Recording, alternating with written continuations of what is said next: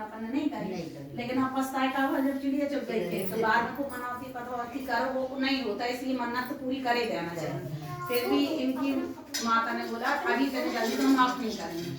तो बहुत दिन बीत जाते 6-7 महीने हो जाते हैं। तो एक साधु आता है भीख मांगने, तो वो वहाँ जाता है लड़की के घर। तो जब लड़की इसके यहाँ भिक्षा मांगने जाता है तो लड़की उसको भिक्षा देने आती है, तो उसके हाथ में कंगन बंधा रहता। तो बोलती है कि बेटा अब तुम्हारे हाथ में कंगन बंधा। तो बोली हाँ बाबा हमारी शादी में ऐसा हुआ था, हमारे पता नहीं दूल्हा को कौन ले गया, हमारी शादी वाले दिन फेरे होते रहे। तो बोले अच्छा, कहते कहाँ हुई थी तुम्हारी शादी? कहते 7 गाँव पार।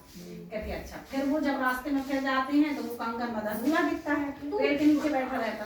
तो बोलते हैं कि अरे तुमको भी कंगन बंधा है, बहू को भी कंगन बंधा है। तो वो समझ जाते कि ये इसी का जोड़ा है। तो बोलते हाँ हमारी शादी हुई थी, लेकिन हमारी जो माताएं हैं उनने औसत माता की मनौती पूरी नहीं की, तो आज हम मुझे सजा भोग रहे हैं। तो हमारी कोई माता लोग को जाके याद दिला देंगे। तो वो फिर साधु जाते हैं 7 गाँव उस पार भीख मांगने। तो वही देवरानी जेठानी बाहर निकलती भिक्षा देने, निकलती तो बोलते हैं वो कि जब भिक्षा ले लेते तो बोलते आपके यहाँ कोई शादी हुई थी? तो बोले हाँ हमारे बेटे की शादी हुई थी, लेकिन बहू भी घर नहीं आई और हमारा बेटा भी अलोप हो गया।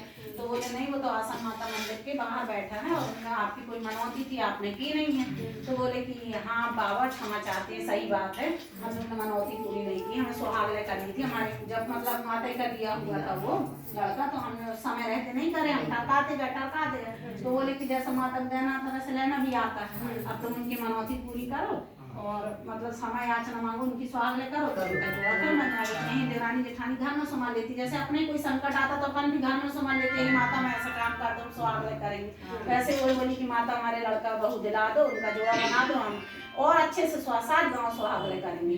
तो माता तो प्रसन्न हो ही जाती सुहागलों के नाम से कि चलो वो है। तो फिर ये जाती हैं बहू लेना, बोलते पहले हम अपनी बहू ले आए।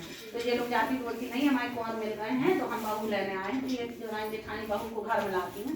तो अब वही सब नैन जो सब होते हैं कथा होती तो सुहागलों का बोलती है कि बहू, तो बहू बोलती हमारे तो मतलब पति नहीं, हम किसके लिए सुहागले करें। तो देवरानी जेठानी बोलती नहीं तुम बहू तैयार हो और हमने मंथन दे रहा। तो वो लोग वैसे घर में सुनाती हैं 2 देवी 7 माताओं को 9 देवियों को कि आप आओ हमारी मतलब सुहागलों की मन्नत जो मनौती पूरी करनी थी माता, हम आपको बुला रहे हैं, आमंत्रित कर रहे हैं। तो माता तो बोली कितने दिन में तो ये हमारी मनौती पूरी कर रही। तो माता भी अच्छी खुश होकर 16 श्रृंगार, जैसे अपन 16 श्रृंगार कर वैसे माता भी अच्छी बिंदी मेहंदी चूड़ी हार कंगन सब पहन के पूरी 9 माता तैयार होके आती है कि चलो इतने दिन बाद तो इसने मनौती करी।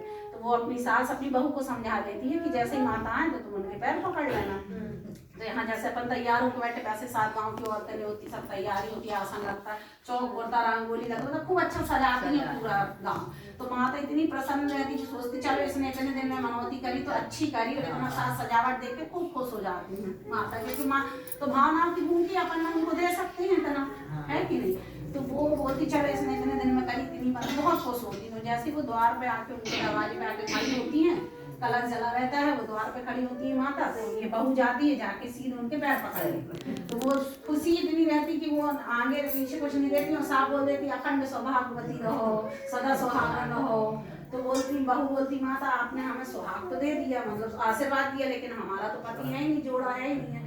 तो वो बोली कि वो हमें पता है बेटा, हमने आशीर्वाद तो दे दिया तो वो तो हम वापस लेंगे नहीं, लेकिन तुम्हारी सास की गलतियों के कारण तुम्हारे साथ ऐसा किया हमने कि जिसमें उनको एहसास हो जाएगा। तो फिर जाती हैं वो, जैसे अब आशीर्वाद तो माता ने दे दिया, तो फिर जाती हैं 9 देवी पूरी बैठती हैं, सुहागले होती हैं, सुहागले दी और जैसे